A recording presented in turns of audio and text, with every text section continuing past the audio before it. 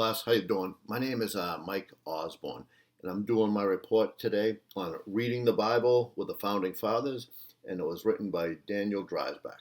All right. But first of all, before I get into the report, I just want to say I hope you and your family are okay with the crisis that we're going through right now with the COVID-19. I know it's pretty hectic, and I'm scared, and everybody else is scared, and hopefully we can get through it okay. All right. Dreisbach focuses, I read up his last chapter 9, and it focuses on liberty, all right, and where the Founding Fathers got the liberty from. Now, liberty, we know, is a huge concept in American politics. It goes back, and everyone talks about it today: life, liberty, pursuit of happiness. All right, liberty is probably the most important one. It's the one that they all remember. We have many symbols with liberty. And it is defined, and you can get this right out of the dictionary: the state of being free from within a society and oppressive restrictions imposed by authority on one's way of life, behavior, or political views. Now, I read this book here by Cleon Skousen. It's a 5,000-year leap, where he talks about the American founding and a lot of the founding fathers. And he says, when he talks about liberty, he adds another caveat that you cannot intrude on anyone else's liberty or anyone else's freedom. If you do intrude on somebody else's liberty, then liberty isn't there for everybody, and it's not a present concept within the surroundings. All right. Now, when Dreisbach talks about liberty, he explains where the founding fathers got it from. It's Galatians 5.1. He writes, in that they write, "Stand fast, therefore, in the liberty whether Christ have made us free, and be not entangled again with the yoke of bondage." All right. Now, this was used by John Dickinson in a letter to a farmer, all right, in response to the Townshend Acts. All right, that came around 1967. Later, farmer came out ever.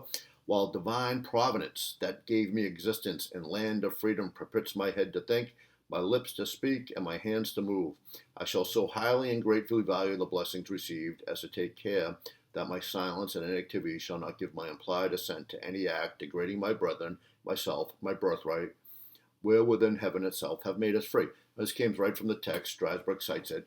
And what this is saying is that he considers speaking out to be one of his main rights, all right? And that's liberty, all right? Speak out. And he doesn't even have to talk out. But he says if he votes for something, he has to vote for something. If he stays silent about something, that's not an endorsement.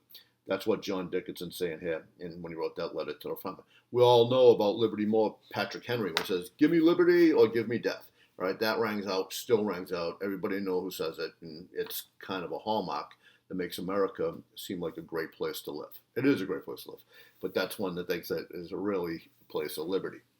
Okay, we also have many symbols. All right, one of the first symbols we had from liberty came from this right here. This is a flag which said "Liberty Tree and Appeal to God." You could see they're appealing to God. And this Liberty Tree was actually the Liberty Tree from the Sons of Liberty. All right, they used to meet under this tree in Boston and talk, and it became a symbol. They drew around pictures and all that. And it's also the same Liberty Tree where they hang Andrew Oliver in effigy in the Stamp Act riots back in 1965.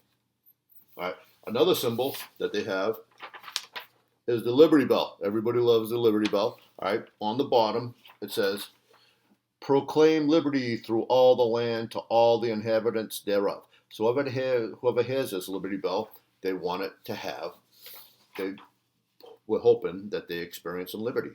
All right, that's two very important things. All right, when you go back to Galatians 5.1, all right, at the beginning of it, it says "Stand fast." This was used by the patriot preacher Judah Champion, and he elaborates: stand fast. That means you got to stand fast, hold your ground, and resist the violence from the British. All right, you got to resist their taxes, and you got to resist their tyranny.